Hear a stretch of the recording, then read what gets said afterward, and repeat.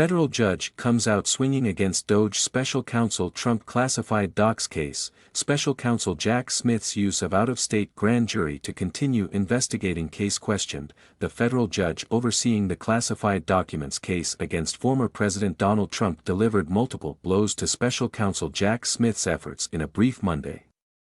Judge Aileen Cannon of the Southern District of Florida, who is presiding over the case that stems from a Miami grand jury's June indictment of Trump, denied the Department of Justice's (DOJ) request for sealed filings, striking two from the record. Cannon also requested additional information from prosecutors about the continued use of an out-of-state grand jury to investigate the case. The special counsel states in conclusory terms that the supplement should be sealed from public view to comport with grand jury secrecy, but the motion for leave and the supplement plainly failed to satisfy the burden of establishing a sufficient legal or factual basis to warrant sealing the motion and supplement, Cannon wrote in the brief, denying the DOJ's request.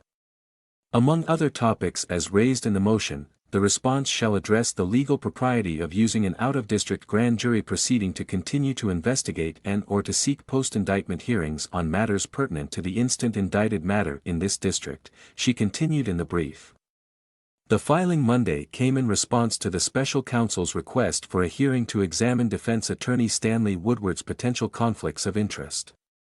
Woodward, who represents Waltine Nauta, a Trump aide listed as a co-defendant in the case, also represents three individuals who may be called to testify in the case. Cannon gave counsel for Nauta until August 17 to file a response to the motion for a hearing.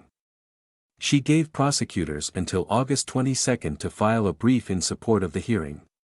The latest action in the case comes about 9 months before the scheduled trial.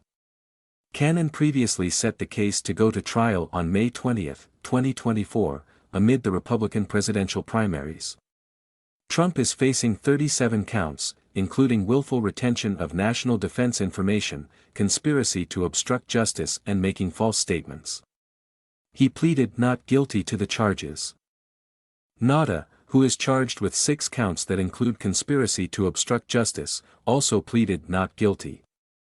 A third defendant, Carlos de Oliveira, a property manager at Trump's residence at Mar-a-Lago in Palm Beach, Florida, is accused by the special counsel of working with Trump to hide security footage.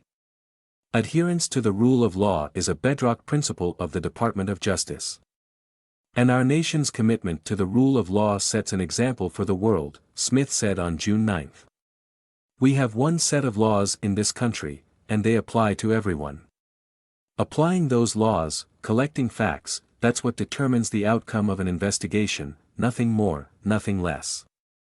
The prosecutors in my office are among the most talented and experienced in the Department of Justice.